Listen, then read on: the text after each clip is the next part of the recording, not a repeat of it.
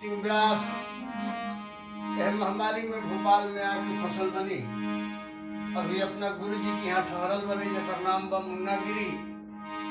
मोदी जी के आदेश के पालन करे के बा, घर ही में रहे के बा, घर ही में खाए के बा, घर ही में नहाए के बा, लक्ष्मण रेखा के पार नहीं करे के। यही पर कुछ स्वर में सजौले बनी हम। कवन गुजरी कैलस जादू टोना हो रामा, आइल बा कोरोना।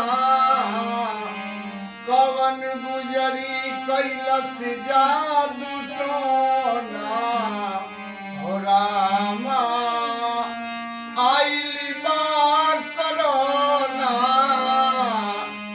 आइल बा कोरोना हो, आइल बा कोरोना।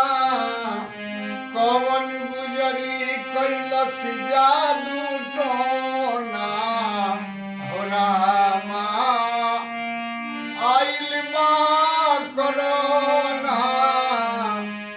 चाइना से चल के कोई देशवा में गई लसी। चाइना से चली कोई देशवा में गई लसी। भारत में आके महामारी फैलई लसी। भारत में आके महामारी फैलई लसी। दे दी हलसी दुख दूना हो रामा, आइल बा कोरोना।